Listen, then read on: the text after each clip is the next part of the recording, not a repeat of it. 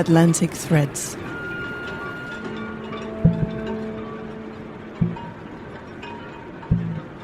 Atlantic Threads is an initiative led by Pivô in partnership with African Artists Foundation, Dig Where You Stand, and Cité Internationale des Arts in Paris. This project prologue was supported by the Embassy of France in Brazil and the Institut Français in the framework of the Brazil-France season 2025.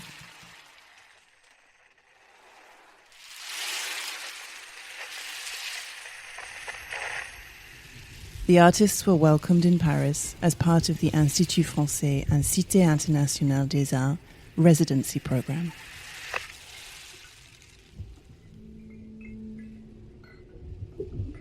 Conversation 3, Anne-Lise Agossa.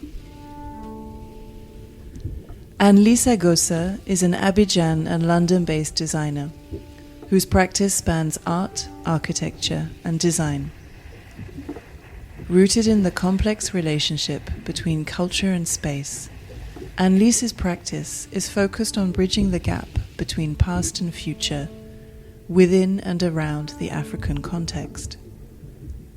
Particularly influenced by the geocultural landscape of West Africa, the Sahel, Central Sahara, and their material and oral traditions, her practice explores cosmologies and mythologies, identities and cultural practices, by conceptualizing hybrid visual worlds through form, texture, and movement. Influenced by her upbringing in multiple West African countries and her education in the West, Anne-Lise's body of work explores the parallels and in-betweenness of cultures, identities, and their visual markers.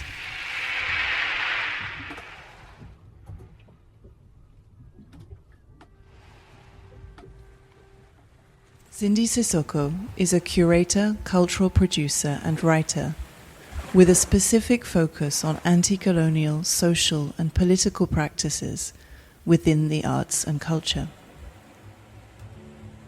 Her work is nurtured by the urgency to broaden and disseminate knowledge and artistic production from systematically racialized and marginalized perspectives.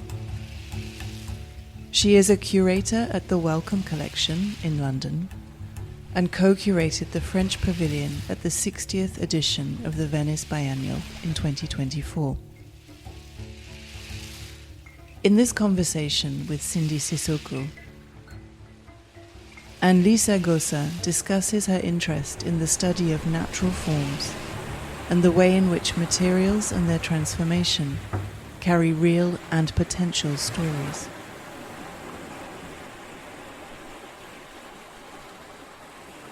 Thank you so much for the few of you that have stayed for this second part of the conversation. I'm in conversation with Anne-Lise Agossa, and we will talk very much through her practice, her research, but also bringing it back to the context of the project as well. And I'm Cindy Sissokho, a curator based in the UK but born in France, and I'm part of this project as well in terms of kind of being a curator of the program, of a coordinator, a multitasker in that context as well. And Anne-Lise, if you want to say a few words, or we can dive immediately into you. Yes, okay, let's dive. So you have formed yourself in architecture and design studies, and your research dives into the mapping of culture and knowledge from West Africa to the Middle East, and specifically Bahrain, where you have lived also for a few months, and through the Sahara and the Sahel deserts. And from an architectural point of view, there are two regions with a predominant arid environments, deserts, of course, informed by their natural ecosystems, but also where the constructions of city was born out of these environmental conditions as well, lifestyles and cultures.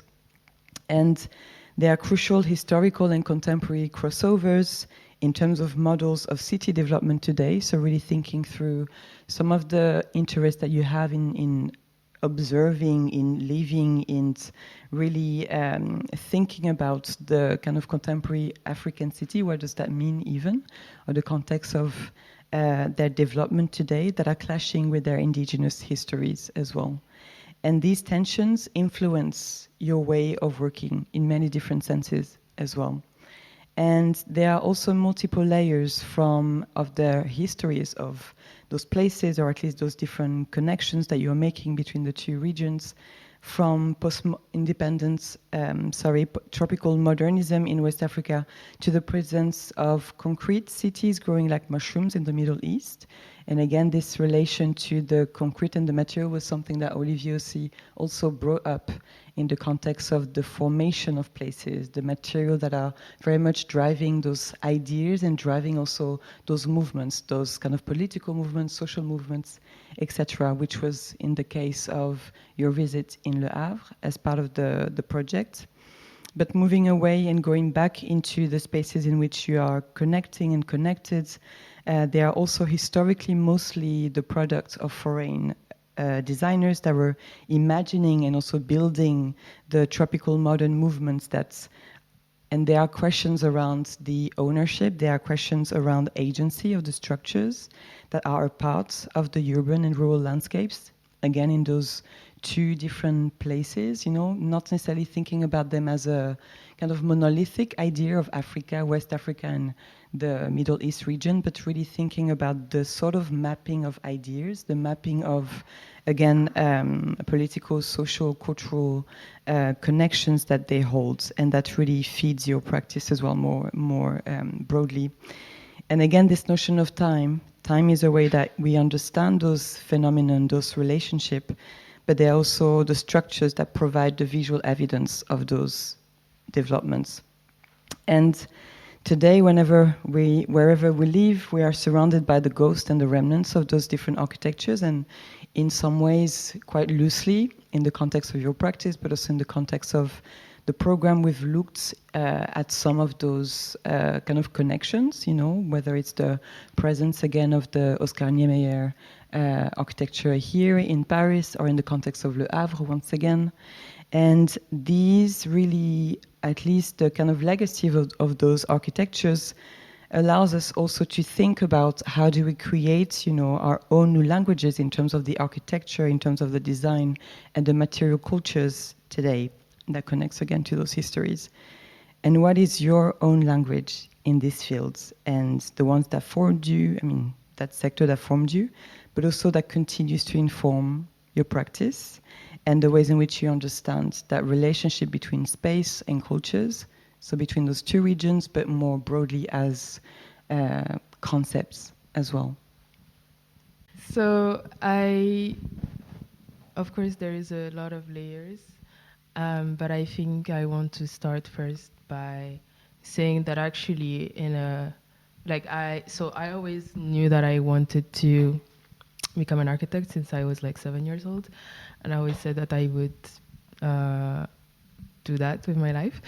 And then I guess in my late teens, I developed a very strong interest for politics, and I was hesitating for some time. Should I continue with architecture or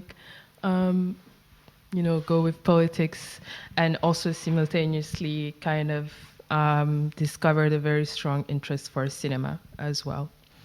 So this, for me, the first film that I saw that really this kind of, I think probably everybody has one body of work that really marked their kind of the trajectory of their practice, and for me was a film called Stoker, Stoker, by Park Chan-wook, who's a Korean director.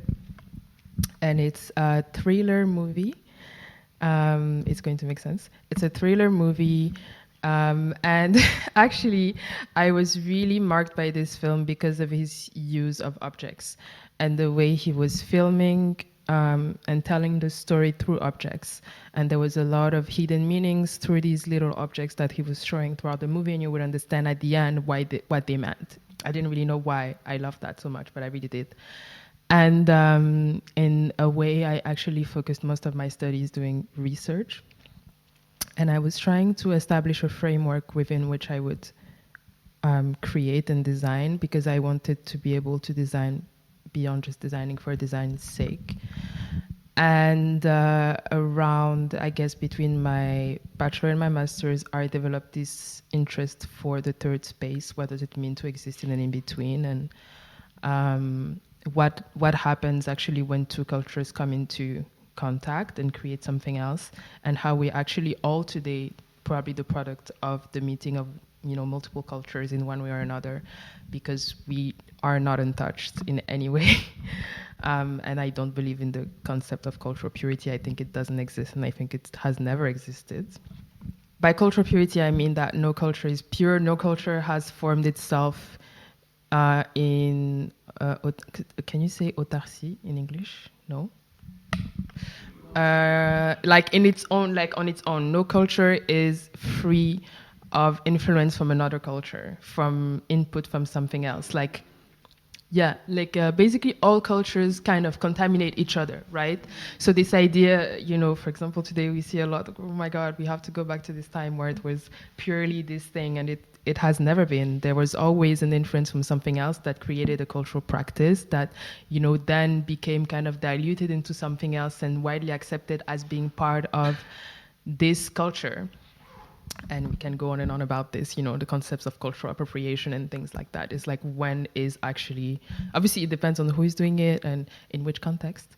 But it's important to say that. But I think, in between, obviously I speak kind of exclusively almost about the Global South, because I also think that it's important. When we talk about concepts of futurity and cultural production, I think a lot of it, especially when it concerns African futures, is coming from diasporic voices. Everybody has a lot to say. It's important for everybody to have a voice, but I think that it's also important to focus on what is happening or has been happening on the continent. And this is why my research focuses, or my interests focuses mostly on migratory flows through the Sahara, through the continent, how they have, how these migratory flows have contributed to cultural production on the continent, and how actually I don't really believe in this idea of this kind of complete cultural fracture between North Africa and the rest of the continent. It doesn't exist. There have always been, contacts between these two parts of the continent. I mean, there are not two parts, there are multiple, but you understand what I mean. And so to go back to the idea of the cinema, so yes, actually what got me, so I like to say that in a way, kind of cinema got me back to architecture, because I was doing all of this research, trying to find this framework, and then, kind of going back, diving into cinema and kind of understanding how you construct a story through objects, kind of made me want to design through storytelling. The idea that I can tell a story through design. So. And there are so many different forms of outcomes, of kind of material cultures that you create out of that research, out of those influences of cinema, more specifically, that you actually named before, those immaterial monuments, which I thought was really interesting, the ways in which you really frame cinema as a kind of architectural practice as well, are kind of borrowing from that aesthetic, or that, the moving image as something that therefore was playing with this idea of objects that then influenced and informed the way in which you think, and even the processes around materializing, that research. So there's many different materials, in the environments in which you spend time that allows to, nourish that. And going back again to architecture, even though your practice also kind of moves away, in a sense, from the building, as the monolithic aspect of it, it's translated in many different senses. And I remember you mentioning about specifically the Hôtel Ivoire in Abidjan. That is a place that you absolutely love, and that really also, once again, influenced a lot of the thinking and the ways in which you feel in a space. And another example was also, you have to remind me the name of the architect in Le Havre. You visited a flat there. Auguste Perret. That's it. And this was part of your visit. And again, some of the details of those that space, you know, the kind of life in that space that were again the remnants of a life, of a thinker, of a space maker, of a life in that apartment, again influenced the way in which you look at the details of that place. And something that I want everyone to know is that you make really beautiful kind of shapes and usage of materials once again, or like a starting point of a kind of symbol, like a cultural symbol, such as the hibiscus flower, or, for example, the crystallization of salt in the desert is another kind of body of work, you know, that informs, you know, the making of objects again. And we can think about objects in many different senses, or archival photographs from your own family as well, the ways in which those materials connects with your material research mapping, therefore, and they live and somehow are a part of it, in your own words, of what you mentioned, also this in-betweenness of culture, the hibiscus flower borrowing from many different contexts, the crystallization of salt being another one as a kind of aesthetic also power that you reuse in how you think. Yes. Yes, thank you for this question. Also, I do want to clarify that I'm still interested in architecture, and I do still want to design in that sense, but I think it's important for me to start from where I'm starting now. But yes, for me, the focus on these textures is really important because it kind of symbolizes these, obviously the space in the way it's been occupied. It's kind of, so kind of going back a little bit, why I became also interested in this space is because for me, it's probably the space where it's the most difficult and maybe impossible to enforce, you know, national borders. It's very porous, so people move, and they have always moved, and through these movements there was a lot of trade. And yes, for example, you mentioned hibiscus. When I spent time in the Middle East, I realized that culturally they also consumed hibiscus, and I found it really interesting because, of course, for us in West Africa, it's, you know, very widely consumed. I also learned, because I live in London, through some North African friends of mine, that they also consume it culturally, and that East Africa, they also consume it, and of course in the Caribbean as well. So it kind of became for me this symbol of this, you know, I guess like Olivier was saying, transplantation, you know, it's kind of like moves, and then it becomes absorbed into the culture, and it's kind of part of the local culture and believed to be from there, but it obviously has, you know, been like, it's almost a contamination of this culture by something that came out from elsewhere. But obviously with time is now from there too. So it kind of has become indigenous as well. In the context of the trade of salt, so like in the context of this residency, I was looking at, you know, parallels between the trade of salt and the emergence of tropical modernism in West Africa and Brazil. So I was interested in how the trade of salt shaped the kind of dynamics of the economies in West Africa. I think it was from the 10th to the 18th century. And so how, you know, again, Olivier and Tiganá spoke before about storytelling and fiction, and it has also been a kind of recurring topic in my work, where a lot of things we consider as reality actually started from fiction. So it was like a deliberate intention to create this reality. So it started as a story. We want to create this story, and then structures were put into place to make that story a reality. Then with time, it became part of this reality, right? So actually the trade of salt, it also started from a fiction that, you know, Saharan salt was superior to tropical salt. And so this is why West African tribes, kingdoms, would trade salt for gold, almost weight for weight, because it was the most valuable commodity that they could have to preserve their food, because they believed it was superior to the salt that they found in their own countries, in their own climate landscapes. And similarly, of course, in the post-independence period from the 60s through to the 80s and the early 90s, in West Africa, of course, it was earlier in Brazil, tropical modernism played a very, very important role in the shaping of the national identities. They would commission, multiple architects to create and project this idea of a utopia of how they wanted the countries to be perceived. And there is the question of agency. And actually, initially, when I found out about this, that most of these buildings were not designed by nationals, I was like, wow, we didn't even have that much agency in the creation of the stories of what we wanted our countries to be. But actually, with time, I think my mind changed about it, because when I started going deeper into it and looking at the other work that these architects had produced was so different from what they had actually done there in those countries. And it's so evident to me that they took so much inspiration from indigenous formal languages, color palettes, that everything about it today for me feels African. It is part of our, architectural heritage. So of course there's the question of who did it, but they were also commissioned by, the head of state. Of course, there is also the question of, the kind of one person dictating a reality for everyone else.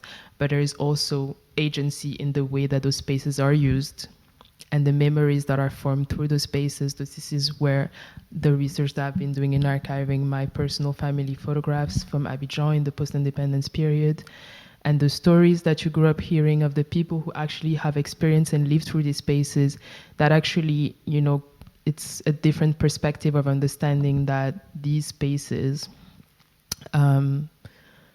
were reappropriated in a way, right? But then there's also the question, was this exercise successful? Not really today. As for modernism in the Middle East, honestly, I'm not that knowledgeable about the modern architecture. But for me, it's more about, I think my interest in the similarities is more about the similarity in the indigenous mythologies and in indigenous rituals, in the way the stories are told, what kind of music is played, what kind of instruments are used, and these kind of things that link. And of course, even with modernity and globalization, our ways of experiencing and perceiving the world are impacted by our traditional kind of cultures. And I think I like to think about the new terms in order to describe the renewal of practices that were long inscribed, within those kind of more rigid disciplines. We talk about architecture, you talk about the kind of foreign kind of appropriation or reappropriation of spaces through those creation, those buildings, those, those vessels, those structures, really. And for example, the term research here in your practice, reminds me of this idea of the archaeology, archaeology as a discipline itself, but to be rethought as, something that becomes research, the kind of digging of histories that are not necessarily connected yet. They are floating, depending, to be connected, found, where your materials are immaterial production also, those oral traditions, those sounds, the kind of music, the instrument that you're looking at, the languages are the outcomes of these environmental, historical, cultural intersections in time and space. And I was wondering if you could tell us a little bit about what captures your attention, in those different stories, those different, the histories that take center stage really in the selection of, what draws your attention, just to be simple. So I like to say that I'm dedicated to beauty. So I think beauty is what really captivates my attention. I think I kind of see if I like something first, and if I like it, then I kind of try to look more into what is behind it. And actually, so if I take one of my projects was about doors, wooden sculpted doors, or the ways that habitations have been traditionally decorated from West Africa to the Middle East.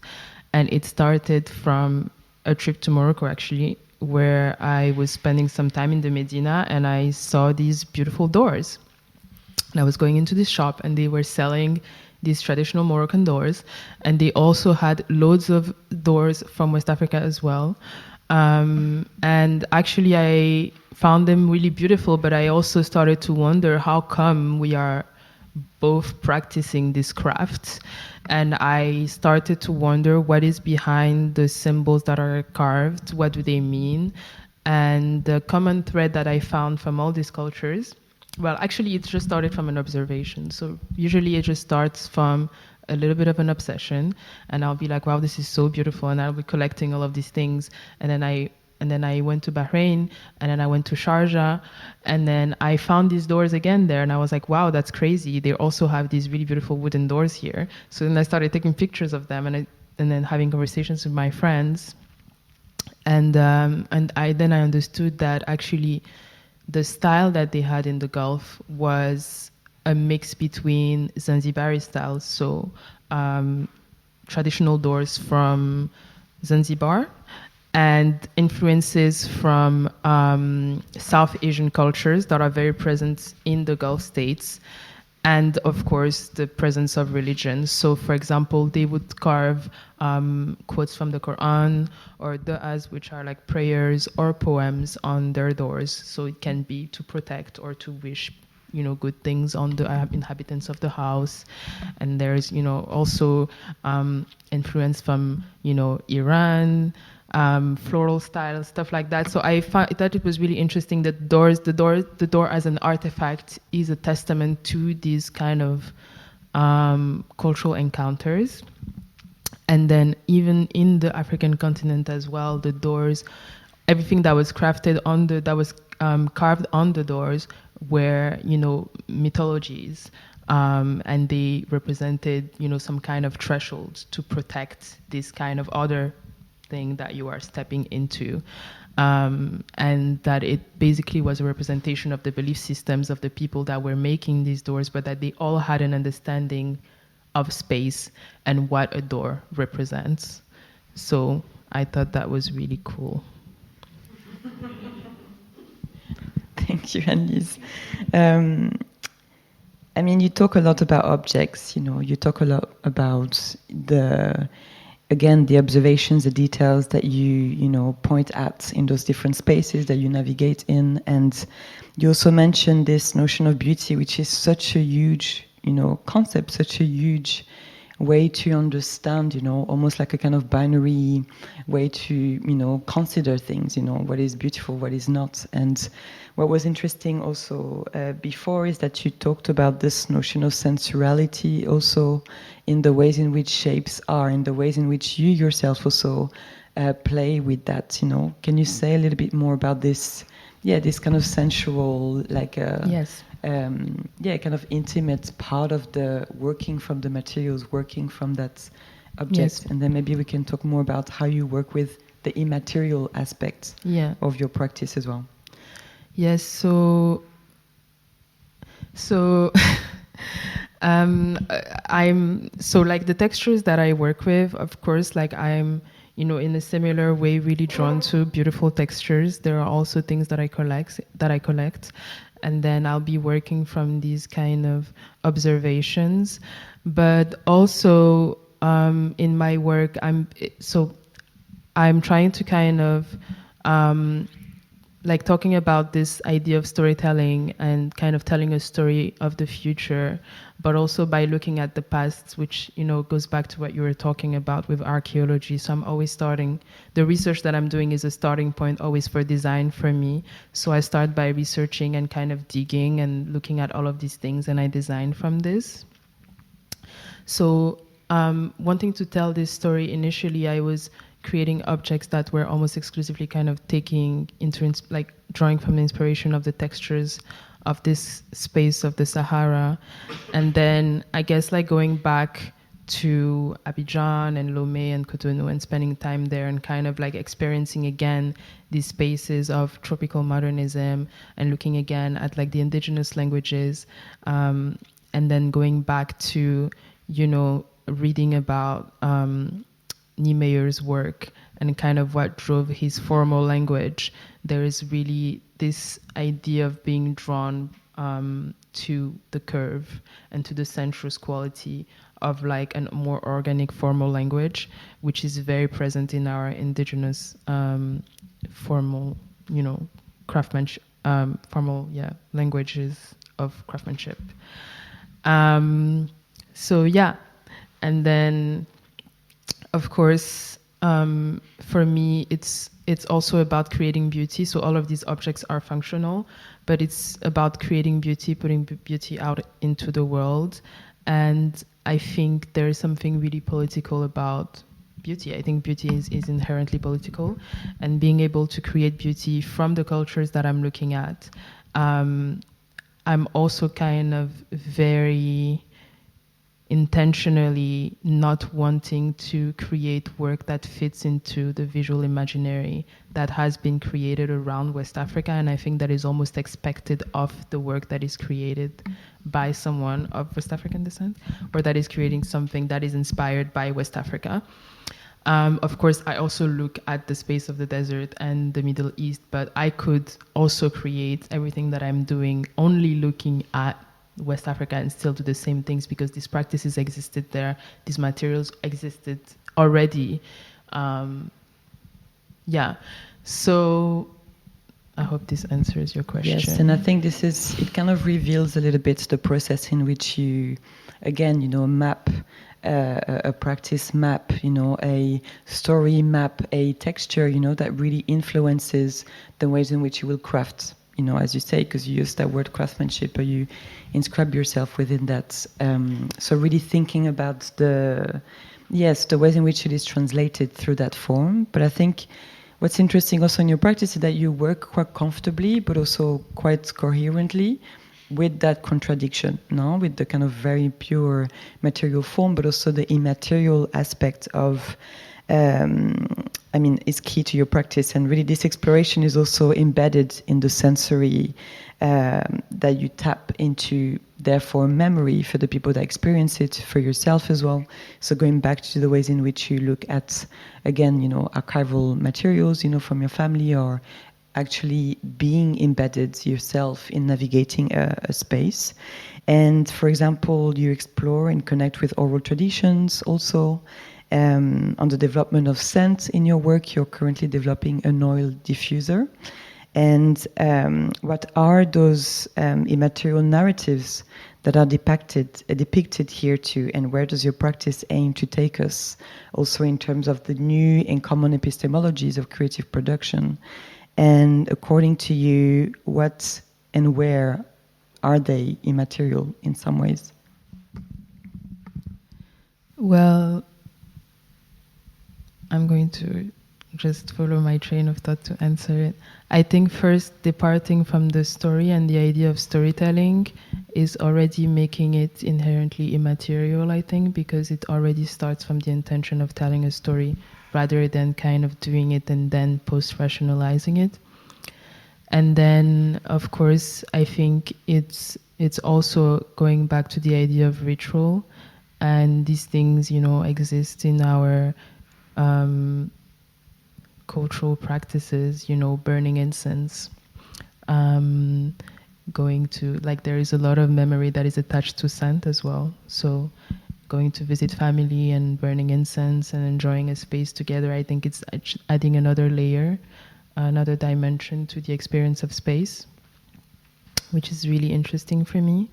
And I definitely, but in this case, I think it's really interesting for me that I kind of realized after I produced certain object that I had an interest towards scent. I kind of produced some work, and then I was like, oh, there is kind of a story there about scent as well. But I think what is really nice is that obviously you have the visuals and the visual, and you have the tactile, and you have the story. Not yet so much oral. No, it's not oral, sorry. Yes, oral. But you also have the olfactive, which is nice as well.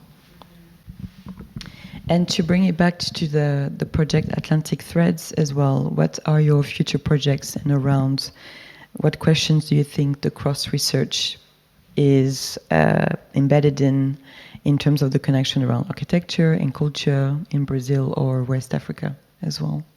I think that the connection between West African tropical modernism and Brazilian modernism, which is also tropical, is very underexplored and under-discussed. I think there are a lot of conversations around our indigenous links and the kind of spiritual practices, but actually for me it is so obvious that it is glaring in your faces, if I can say that, the similarity in the expression of this modernity that actually did not express itself in this way elsewhere.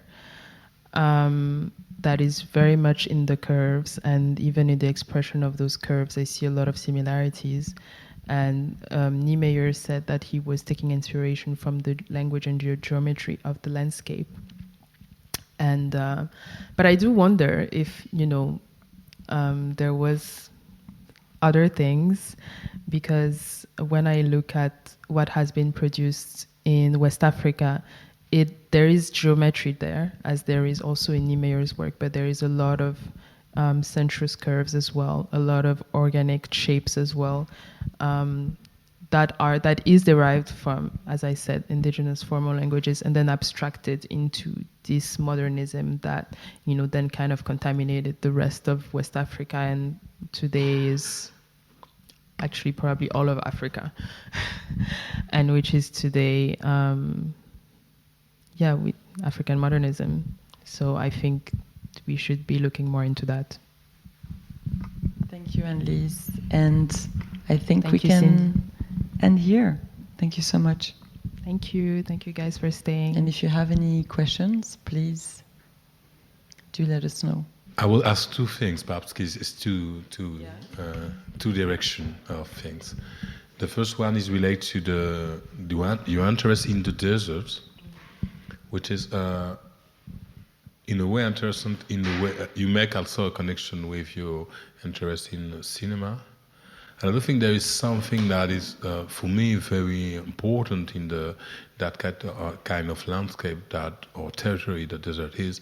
It's a kind of dynamic landscape that is changing and moving. So it's the first idea I've got about the desert, not as an empty space, as you say, but a space where a lot of things happening.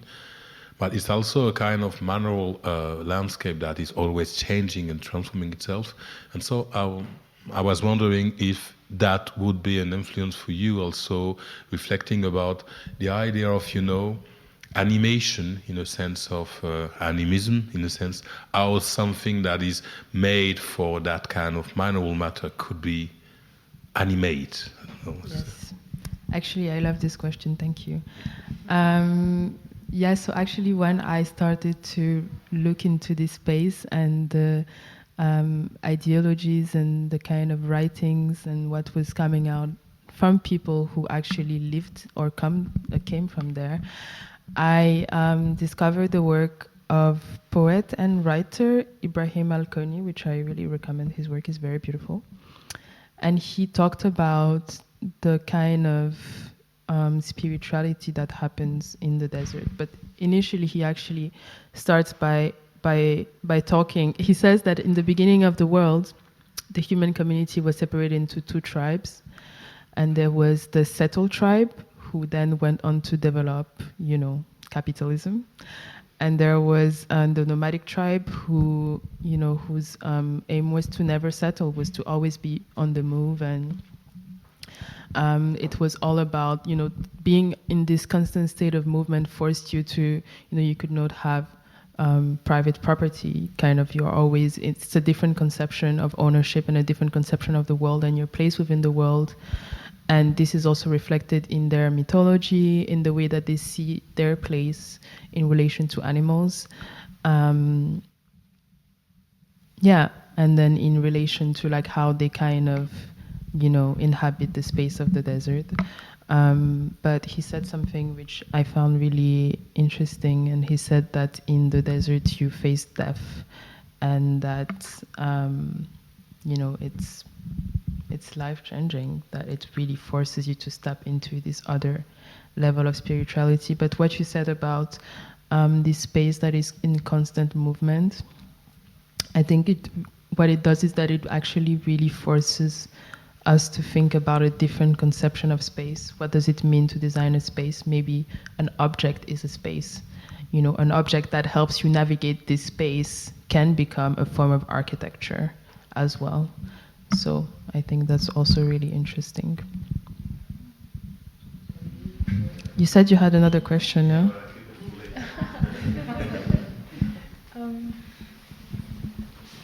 So, I mean, of course, we had lots of conversations, I mean, since 3 months now.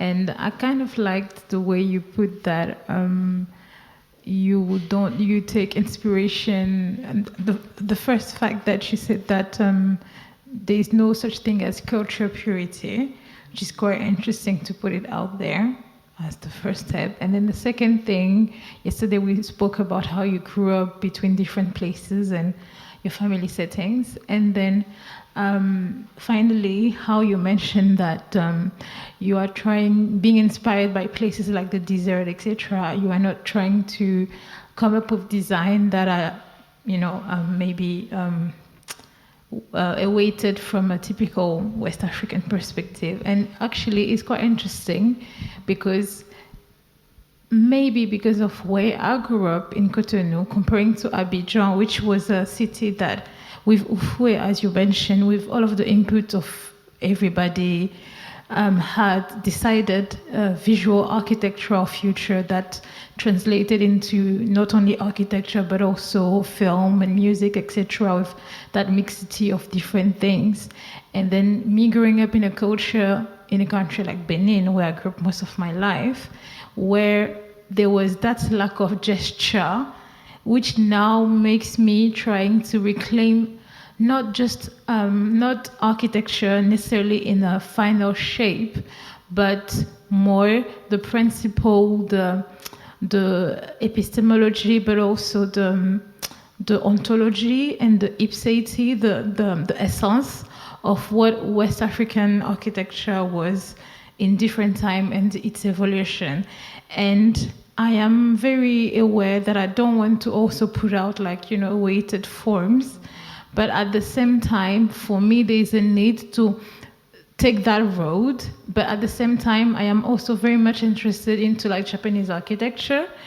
And sometimes I designed something and somebody said, "You're a Japanese temple." And then I didn't know what to make of it then, because I was like, okay, do I want my architecture to be a Japanese temple, or do I want it to be a West African temple? But at the same time, yesterday, I'm rambling a little bit, but it's okay.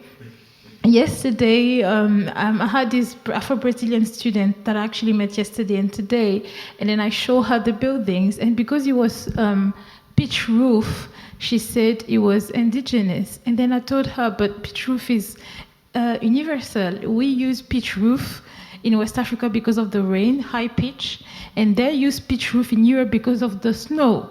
But pitch roof is universal.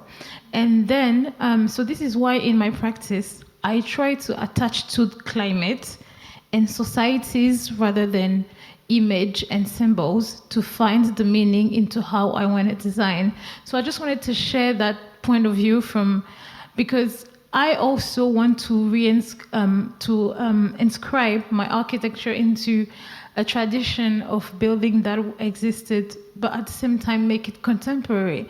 So anyway, it's just, I had to say it because it's quite interesting that we have different approach, but at the same time, they are, similar, yes, but also... Actually, I think that these things, for me, they are not mutually exclusive, because obviously a lot of the things that I look at is, indigenous to West Africa.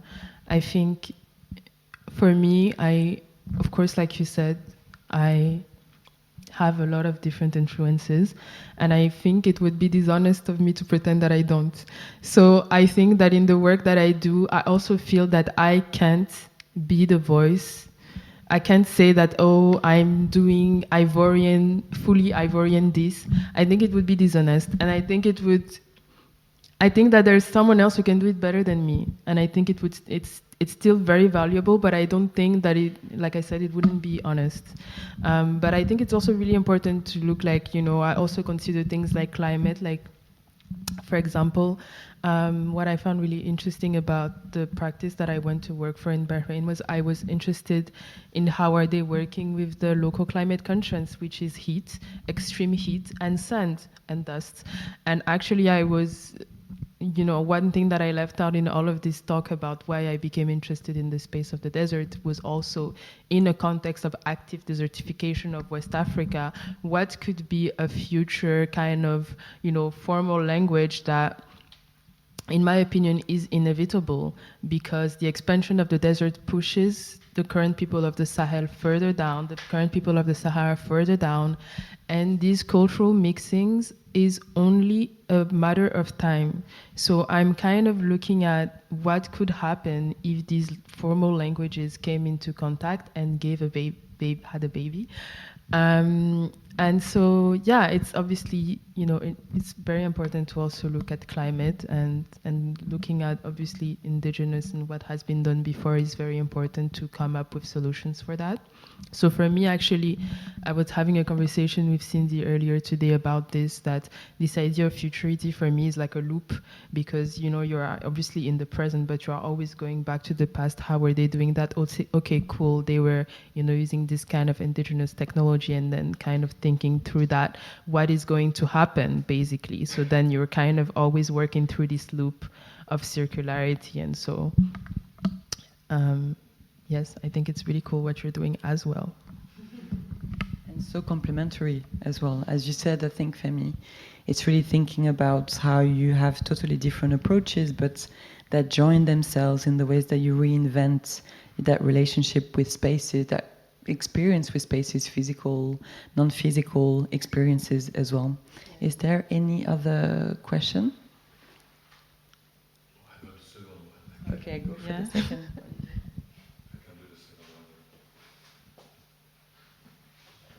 So I think the second one is related to cinema. Okay. As you know, I'm quite familiar with cinema. I spent decades of producing film, not only being interested in. And I'm quite interested in the relationship that could be, or at least a conversation can be built in between perhaps the two conversations we had today. In between the movement on the relation, even the tense relation between presence and projection. Because I do think I work a lot in cinema, and for me, the limit of the cinema, but also relate to the limit of modernism, have a thought based on projection. Brazilian modernism is a political project of producing an image of what Brazil will be for the rest of the world. Indeed, okay, this is our architecture. And for the moment of the independence, as you know, there was the aim of producing an image of what would be for the rest of the world the image of new modernity. And we know that we can understand that. It's a kind of 0 point, that a political decision. In both instances, there are political decisions of create a kind of zero at some point. Says, okay, this is what we are now for the future. And of course, it's very related to the idea of projection, projecting an image. And you see when we look also on your collection of image of architecture as an image. I've been already marked by that, because most of the time architects are always thinking, not all, but some of them are thinking about the use of architecture.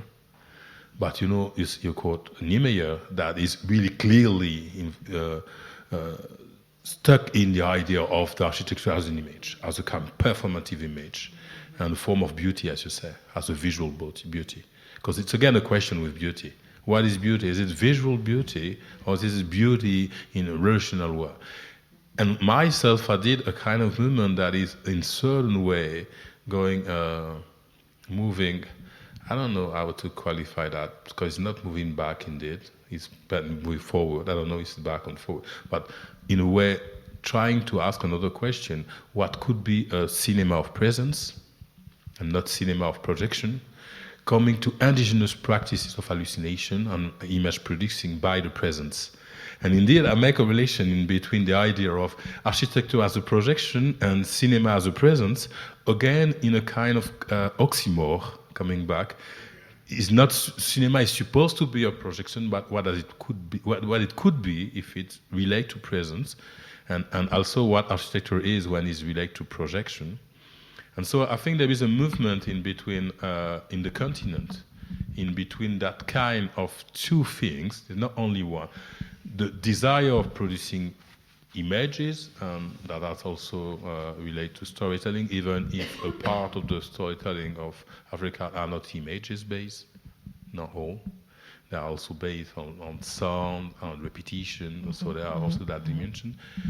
And so, yeah, I was I'm not sure I got a precise question, but want to share with you that tension in between presence and projection inside our conversations. Yes, I think also I really like. And if you have any projection about Brazil? Yes. Okay, I think I will first answer Olivier's. No. I think no. If I have any ideas about Brazil, you mean?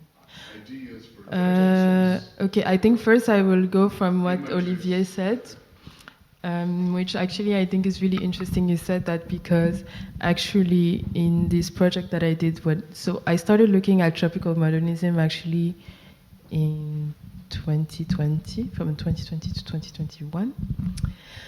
And I actually started by looking at cinema again. I started by looking at cinema, and I was interested in kind of putting the cinema against the building.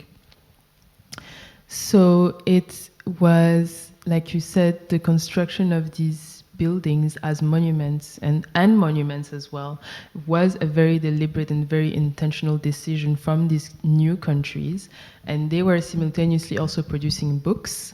They were producing books that they were publishing, and that was about their countries. They would say, this is our country, this is who we are, this is who our president is, this is who our tribes are, this is what our landscapes are, and this is what we do. These are our natural kind of resources.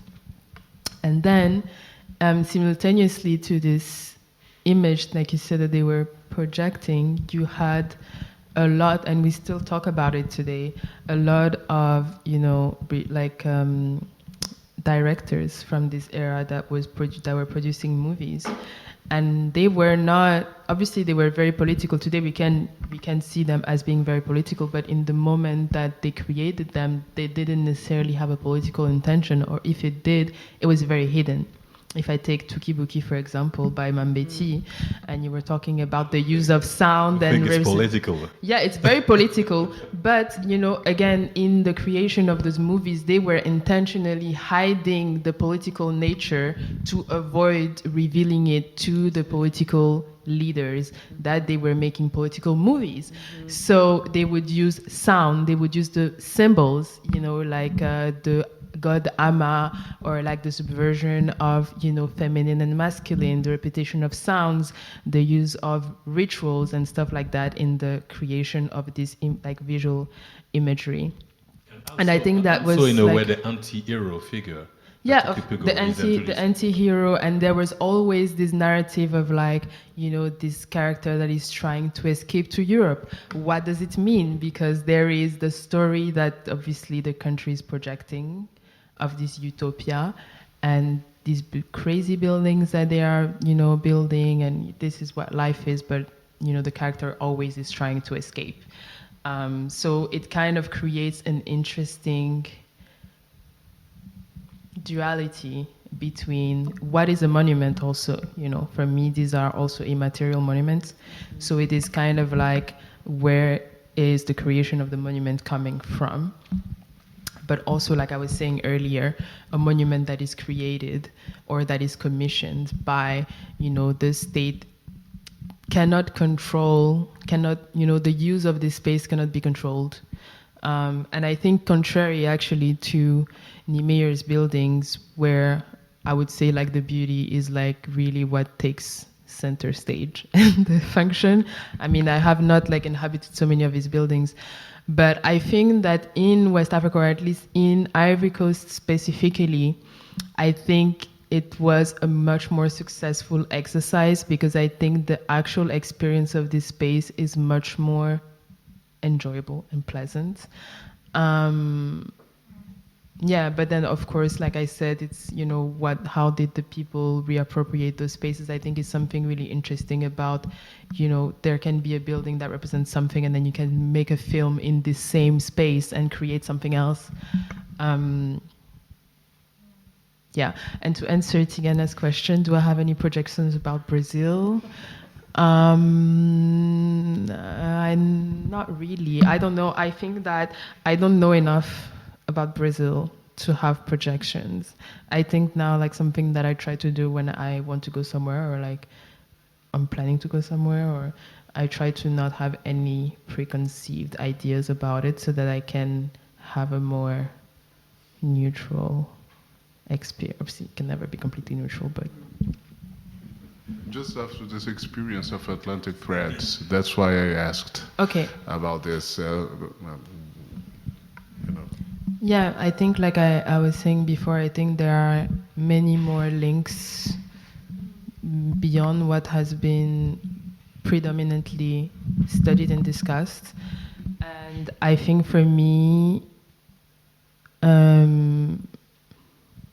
obviously there are questions of coloniality and how that links us, but I think what is really interesting for me is, like, how do these kind of remnants of cultural links exist today in the modern, you know, life. And I think maybe going back to what Olivier and Tiganá were mentioning earlier, it's also what are the links that we want to make in relation to that space, you know, in relation to this kind of semi-fictional but super real also connection of France, Brazil, and, you know, West Africa as this kind of, again, big monolithic region. Is like, do we imagine something? Do we create? Do we fictionalize, in fact, what those connections could be today? Or do we actually look from things that we know are present, whether they are in architectural matters, in languages, in, you know, belief, in cultural practices that are very much embedded in the ways in which we live every day, but also that we know of. And I think this kind of fiction almost, or this fiction through maybe making something that is very tangible or architectural, or, again, a whole array of languages. And again, this is to be disconstructed in methodologies, in practices, etc. But do we just invent something of also the kind of coming together of, as you framed it very well and very clearly explained it, you know, this kind of institutional framework that also brings us together in thinking together what this space should be about or what it is about. And I think this is also, you know, this kind of poisoned gift of, you know, thinking and giving in us that opportunity to, you know, to rethink that space, and whether this will be in Bahia, in Brazil, in, you know, Ivory Coast, Benin, etc. What do we make also the context of France and Paris that don't necessarily have those very tangible, direct evidence of those histories potentially too, of that coming together here. So what do we make out of that? How do we actually project back into, you know, those frames and the kind of counter-narratives that we manage to think about, you know, as a collective, as a that is embedded within each of our individual practices as well. What do we make? What do we invent? Next chapter. This.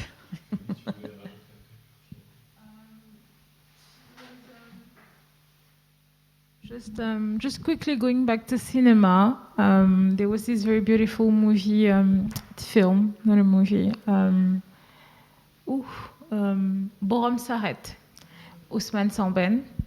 And I also recently watched La Noire 2, but Borom Saret was when we mentioned tropical modernism and also the creation of the city and also the political lens through which the director chose to narrate the story.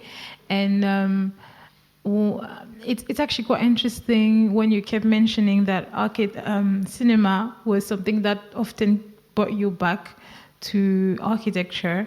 And for me, I recently discovered Borom Saret, and it was just very beautiful the way it was literally the exhibition that I created, which was translating from vernacular to contemporary architecture. That was literally what the movie was doing, just like coming from the suburbs to the plateau in Dakar, and then showing different layers of the culture and the people, and also the segregation of the plateau and its state nowadays. And then also just to also mention something, I also have another friend, probably you know her, Nana, who actually got interested in tropical modernism because she was watching Half of a Yellow Sun from Chimamanda, and then she was looking at the building where they were living, and she was looking at the claustra, and then that's how she started being interested in tropical modernism. It's actually very funny because when I saw that movie, I also just like froze on that building and then like started researching that building. So just the thought of also how cinema helps building us as architects and become also an archive, a visual archive of the work we're doing and the work that we keep doing. Yeah, so just thank you. Also, I wanted to say actually in link with something that Olivier said earlier about our traditional modes of historicizing cultures. Actually, why I also came back to cinema is that cinema for me, it was like I was kind of thinking about cinema as a form of museum, so kind of like a form of museum that is more derived from our traditional oral history, or oral practice of historicizing culture. I'd like to add just something about the question you opened. No, because you opened that question about what do we do now, and so we let it floating, and just perhaps to reconnect several conversations, including the ones we had last week with Gabi and Olufèmi. I would say I think what we do is not only, to relate also to Tiganá, intentional. Things, matter and spirit are doing things through us too. And I just take it for a kind of example, the conversation we have with Anne-Lise, which is very focused on beauty, as I'm very focused on politics.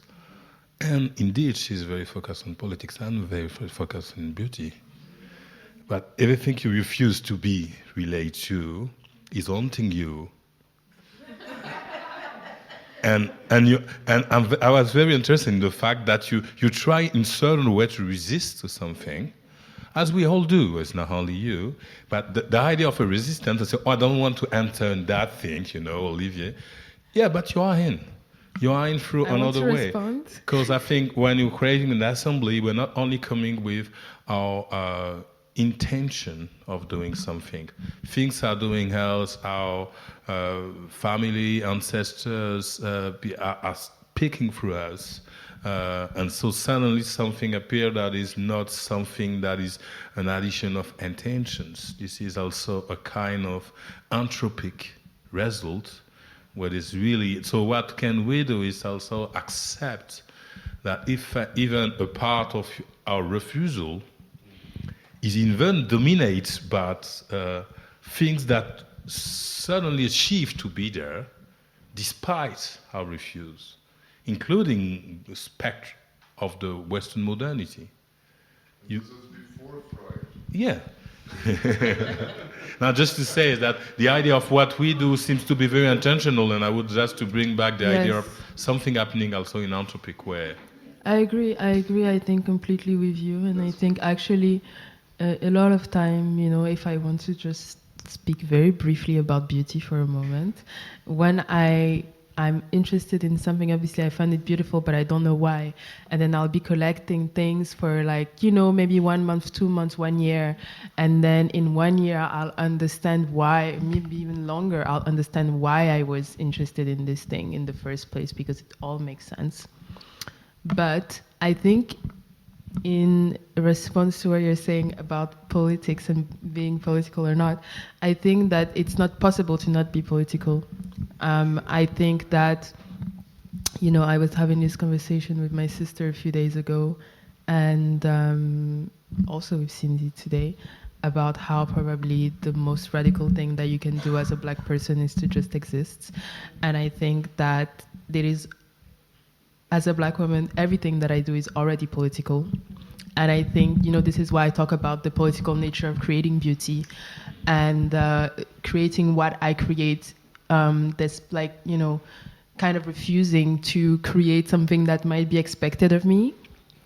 And I think that all of these things are already political in themselves, and that I don't have to say that it's political, that I don't have to talk about the political nature of it, because it already is.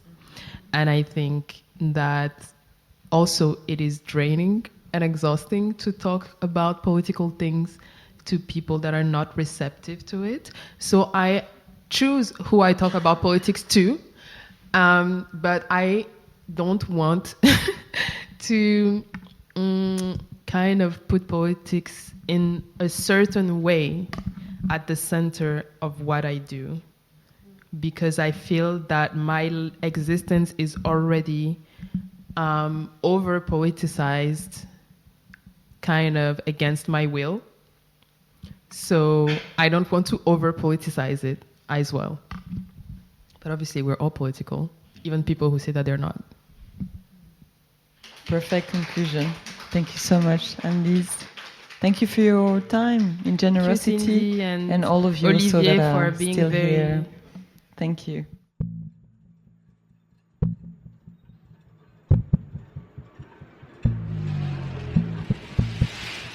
Atlantic Threads.